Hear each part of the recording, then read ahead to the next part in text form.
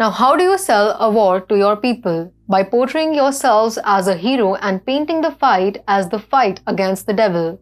Once that is done, you lie regularly that the war is being fought for a global good. And we all know that the American media and think tanks have mastered this art. Recently, Center for European Policy Analysis, that is CEPA, based in Washington, D.C., published an article titled, "It's Costing Peanuts for the US to Defeat Russia." Today, we will demolish each and every fact of CEPA's propaganda article. Hello and welcome to TFI Global, the foreign affairs and geopolitical analysis arm of TFI Media Group. I'm your host Akanksha. Let us begin. The timing of CEPA's article is interesting. It came at a time when Ukrainian President Volodymyr Zelensky visited the United States asking for more financial and military aid. The article starts by claiming that the Ukraine war is a cost-effective investment for the US administration.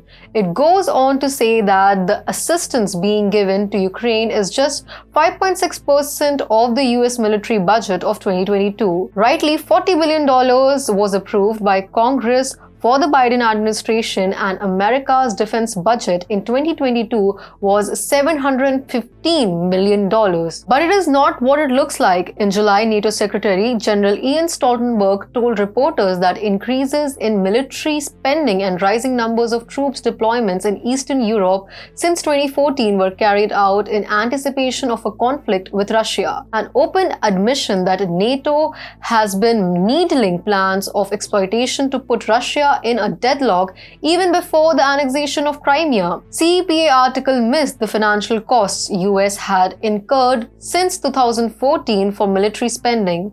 Further, the article says Russia is a primary adversary of the US.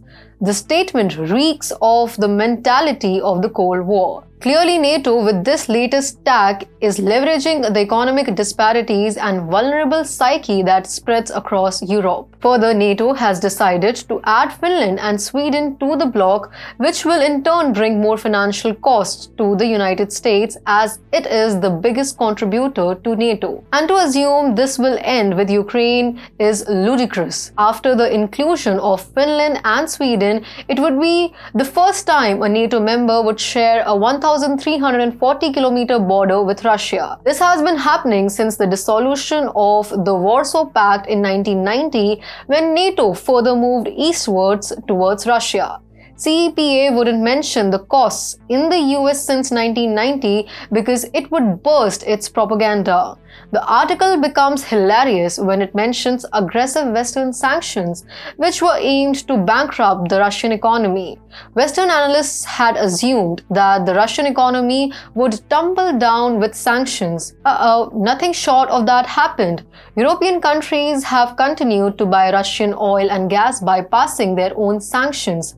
Russia has benefited hugely because of the high oil prices, which even made Biden take a trip to Saudi Arabia requesting OPEC to increase the output. Furthermore, the US has continuously pursued its allies to send weapons to Ukraine. This is because some US inventories have reached the minimum levels needed for war plans and training. Certainly, US's allies wouldn't give their $1 billion of weapons to Ukraine for free. The US is so drowned in Cold War mentality that it is also planning to buy weapons from South Korea to give them to Ukraine. So that means additional costs to replenish its weapons inventories and for nations to give back the money. Furthermore, when China has been threatening Taiwan every other day, the US has delayed weapons to Taiwan for the sake of Ukraine. In the end, the article engages in the same anti-Russian propaganda that we have been hearing since the war started, that 100,000 Russian soldiers have been killed by the Ukraine forces. The CEPA article insinuates that 50% of Russia's military power has been disabled. However, this is not the first time Western media and think tanks have claimed so. Just a month after the war started, Reuters claimed that Russia ran out of precision-guided missiles. Next month, FT claimed Russia ran out of Kalibr missiles. Ukrainian authorities have themselves admitted that the Russian military continued to launch a large number of these missiles far into the summer and fall. In August, Western media claimed that Russia has run out of 80% of its Iskander missiles.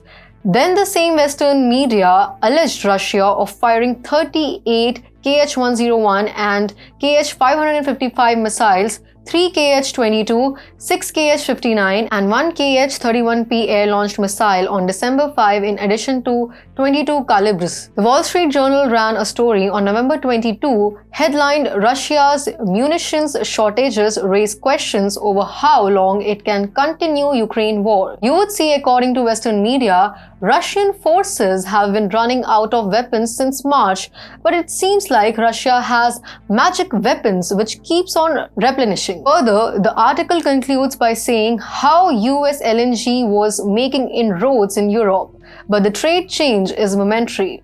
Russia has increased its LNG production, and as soon as the war ends, the relations and trade between the European countries and Moscow will be back to square one, and German Chancellor Olaf Scholz has already mentioned it. CEPA tries to sell the Ukraine war at its best, but it can't cover the evil deeds of Biden's administration through the fake propaganda. Do better next time, CEPA.